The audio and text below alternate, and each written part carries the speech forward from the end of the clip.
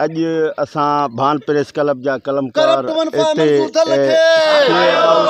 CM house अॻियां सरापा एहतजाज आहियूं। हुनजो वजह इहो ई आहे त भान में बदमनी जेको आहे हींअर एतिरो आहे जो सहाफ़ी बि ग़ैर महफ़ूज़ आहिनि। असांजा 4 दफ़ा प्रेस क्लब भान जा जेके ताला तोड़े उन में बैटरियूं सामान उहो बि चोरी करे विया। उन खां पोइ असांजो जनरल सेक्रेटरी आहे सीनियर सहाफ़ी आदम महंगल, उनजे घर मां मोटरसाइकिल चोरी करे विया। असांजो सदर साहब आहे मुज़फ़र अली खोखर, हुन जे घर जे अॻियां बीठल मोटरसाइकिल चोरी करे विया। अब्दुल करीम जमाली जे घर जे अॻियां बीठल मोटरसाइकिल चोरी करे विया।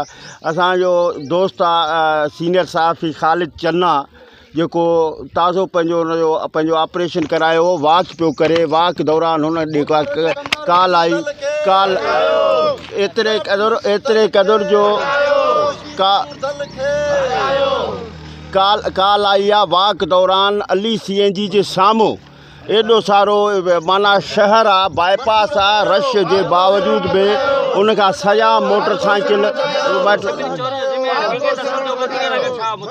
असां इन जो वजह इहो ई सम्झूं था त हिते पुलिस एहलकार जेका उन्हनि जी नाअहली जे करे बदमनी आहे। उन टाइम ते SHO मंज़ूर दल हो।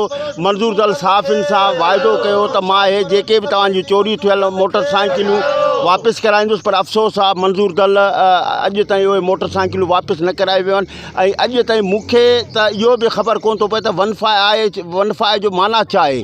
मां सम्झां थो त इन्हनि खे वनफाए खे रखण जो इहो ई माना आहे त इहे जेको सियासी टारगेट करण ऐं कंहिंखे परेशान करण जे लाइ इन्हनि खे रखियो वियो आहे, शहर जे अमन अमान जे लाइ कोन रखियो वियो आहे। असांखे तकलीफ़ थो अचे। अॼु असां सहाफ़ी कलमकार जेके प्रेस क्लब भान जा CM हाउस अॻियां जेके सरापा एहतजाज आहियूं, मां सिंध जे वॾे वज़ीर सैयद मुराद अली शाह खां ज़रूरु इहो चवंदुसि त साईं ही तव्हांजे शहर जा जेके आहिनि कलमकार आहिनि, कलम धणी आहिनि, तव्हां जेके ग़ैर महफ़ूज़ आहिनि, इन्हनि जेके ग़रीब हर कंहिं